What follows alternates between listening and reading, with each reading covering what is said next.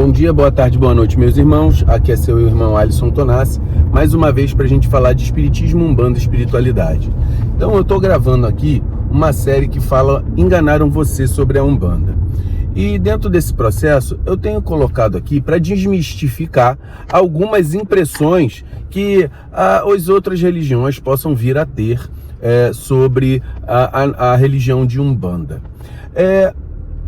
Muitos de outras religiões falam que a Umbanda cultua falsos deuses. Na visão deles, eles acham que os orixás é um grupo de espíritos, ou deuses, ou representatividades que são diferentes de Deus.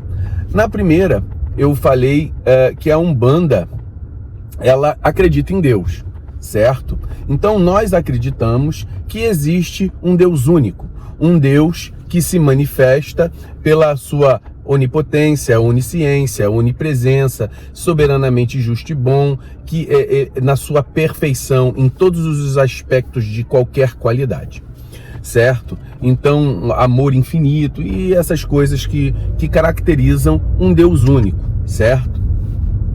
Então, essas pessoas acreditam que nós cultuamos deuses diferentes desse Deus onipresente, onipotente. Não é bem assim. Nós cultuamos um Deus único e esse Deus, com suas características, se manifesta de várias formas. Eu disse que Deus, ele se caracteriza por se manifestar, ele se manifestou para Moisés como um fogo que ardia num arbusto e não queimava esse arbusto. Muitas pessoas, ou religiões, vê um Deus luminoso. Outros vão verificar esse Deus como uma trindade, Pai, Filho e Espírito Santo, certo?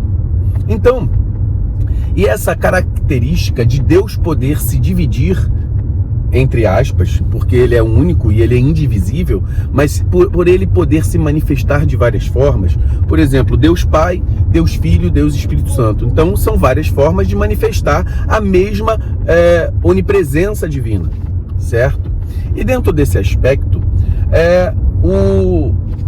a Umbanda, ela não vê a manifestação de Deus num aspecto triplo, ela vê num aspecto de sete, vamos colocar, de 7 manifestações, certo? Então, esse número 7, ele tem uma função cabalística, numerológica, que aí a gente vê Deus pela sua fé, pela sua justiça, pelo seu poder de lei, de ordenação, pela sua forma de geração, e assim vai, e a gente consegue encaixar isso dentro dos orixás. Os orixás são características de Deus, que pela mitologia umbandista, pela mitologia africana, eles se antropomorfizaram, ou seja, eles se manifestaram na forma humana, certo? Mas essa manifestação na forma humana, ela não quer dizer que é o Deus único vindo em terra, representados por um homem.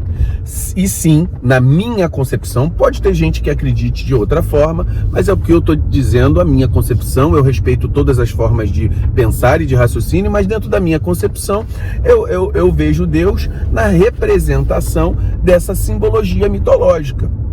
Então, Oxalá, sincretizado como Jesus, né? Oxalá é a manifestação da fé, dando esse exemplo.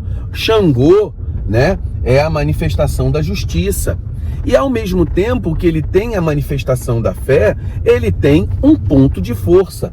Por exemplo, a gente vai falar aqui de Nhançã. Nhançã são os ventos, e Iemanjá, os raios. Então Deus se manifesta pela sua qualidade, e Deus também se manifesta pela manifestação da natureza. Então, o elemento africano junta a manifestação natureza com a qualidade divina. E esse quadro dessa qualidade de Deus manifestada pela natureza, Oxóssi as matas, Oxóssi é o caçador. Então, Deus é aquele Deus provedor, aquele Deus que dá aos seus filhos o alimento. Então, são símbolos que também são energia e que também se caracterizam por forças da natureza. Então a Umbanda, ela consegue juntar isso. E Deus é tudo isso. Deus criou todas as coisas. Criou o homem, criou a natureza, criou todas as manifestações espirituais e não espirituais, cósmicas e terrenas. Então Deus, como sendo o criador de todas as coisas, ele manifesta sim a sua existência na forma, na visão africana, nestas formas características que são as manifestações dos orixás. Mas esses orixás, eles são espíritos separados? De uma certa forma, sim e não. Sim, por quê? Porque Deus vai se manifestar através de representantes, assim como Deus se manifestava por representantes na religião judaica, representantes angelicais, anjos. E para nós, não que os orixás sejam anjos, mas são qualidades de Deus. Essas qualidades, elas são, imagina o seguinte, o humor divino, né? É como se fosse o humor de Deus. Eu sou Alisson, mas eu sou um cara alegre, ao mesmo tempo tem momentos que eu sou um pouco irritado, às vezes eu tento ser mais justo na minha vida, às vezes eu tento ser, olha lá, ó, que manifestação do amor divino ali, entendeu? Então, é assim que se manifesta a presença divina através da forma dos orixás. É uma forma peculiar, é uma forma na visão umbandista que tem que ser respeitada. Eu venho dizer aqui de uma forma muito simples para quem está começando o que é isso, né? Quando você manifesta Iemanjá, que é a característica da mãe. Quando você manifesta Oxum, que é a característica da musa inspiradora. Oxóssi, aquele que provê, o provedor. Ogum, aquele que é o defensor, que coloca as coisas na ordem. Xangô, a justiça. Inhansã, toda a questão de controlar o desequilíbrio. Então, tudo isso, Oxalá, a fé. Então, essas são as representações que o umbandista vê Deus, certo? Assim como o católico vê através da Trindade, né?